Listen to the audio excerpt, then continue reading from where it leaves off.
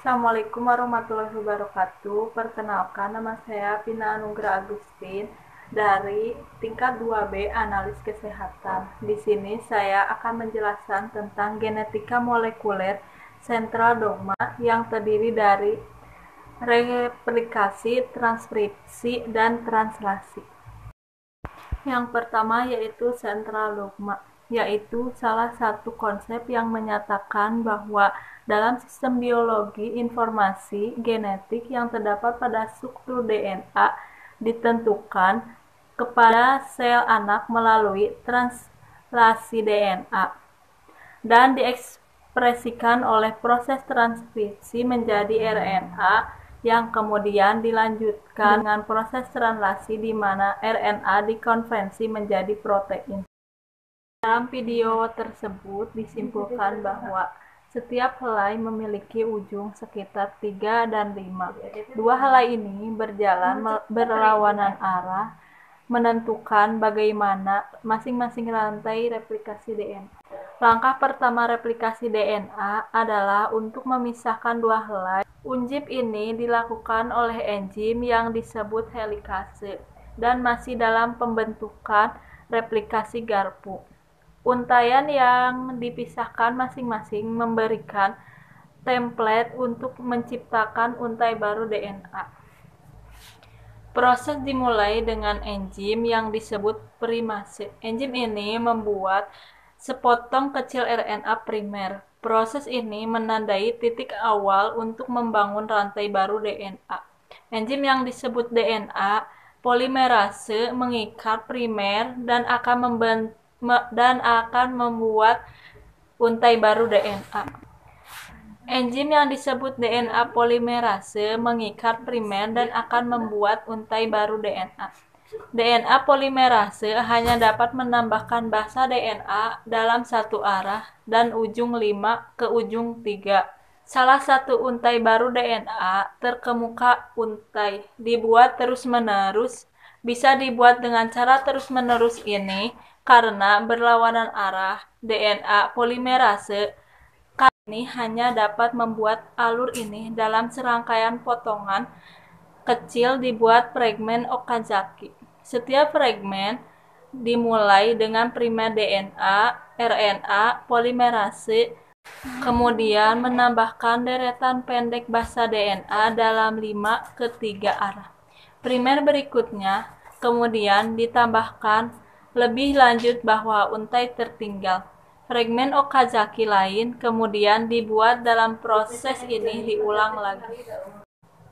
Setelah DNA baru telah dibuat, enzim eklonuklease menghapus semua primer RNA dari kedua untai DNA.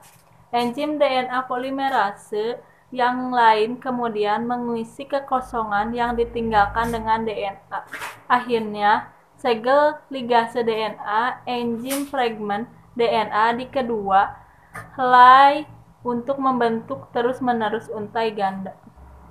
Replikasi DNA digambarkan sebagai semi-konvertif karena setiap molekul DNA terdiri dari yang lama. Untai dilestarikan DNA dan salah satu yang baru.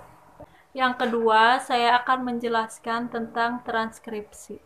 Transkripsi adalah proses pembuatan salinan mRNA yang berasal dari DNA. Terjadi di nukleus. Transkripsi merupakan proses pembentukan RNA dari salah satu pita cetakan DNA, DNA sense. Pada tahap ini akan menghasilkan 3 jenis RNA yaitu mRNA, tRNA, dan rRNA. Tahap ini dapat berlangsung di dalam sitoplasma dengan diawali dengan proses pembentukan rantai ganda yang dimiliki oleh DNA dengan bantuan enzim RNA polimerase. Pada tahap ini ada rantai tunggal yang bertugas sebagai rantai sense dan rantai lain yang berasal dari pasangan DNA dinamakan rantai antisense. Kemudian transkripsi terjadi menjadi 3 tahap, yaitu inisiasi.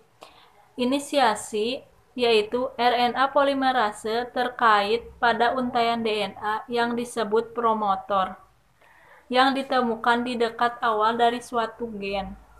Setiap gen mempunyai protomernya sendiri setelah terikat.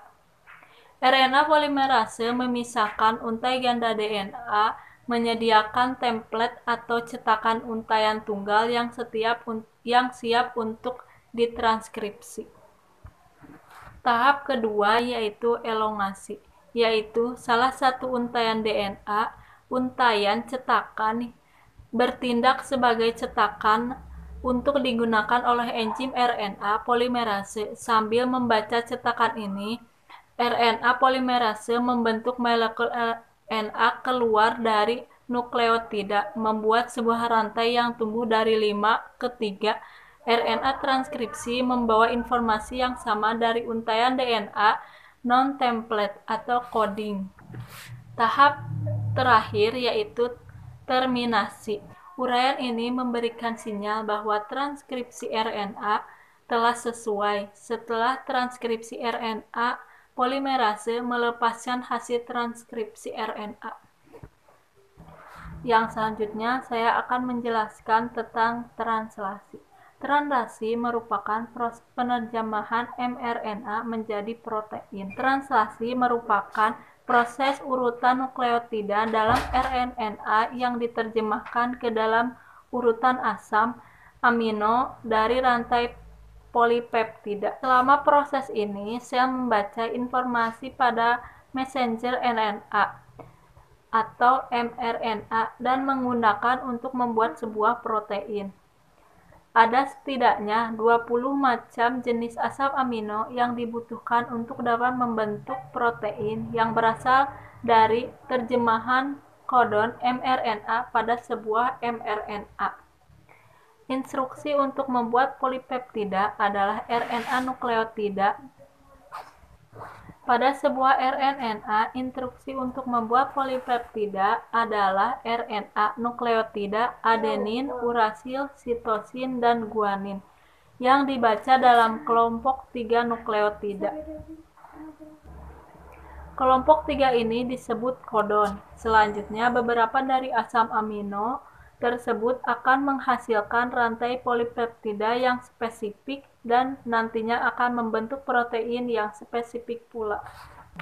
Proses translasi terdiri dari 3 tahap. Yang pertama, tahap awal atau tahap inisiasi.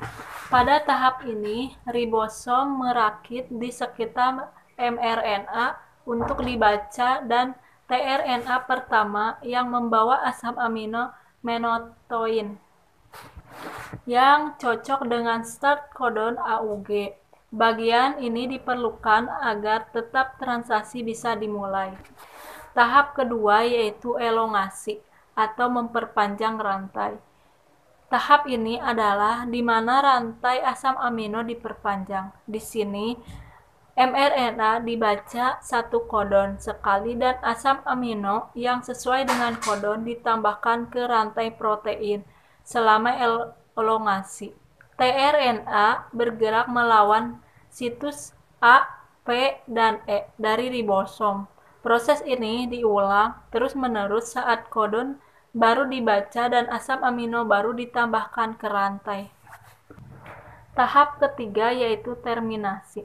Terminasi adalah tahap di mana rantai polipeptida dilepaskan. Proses ini dimulai ketika stop kodon AUG, UAA, dan UGA memasuki ribosom, membentuk rantai polipeptida terpisah dari tRNA dan lepas keluar dari ribosom.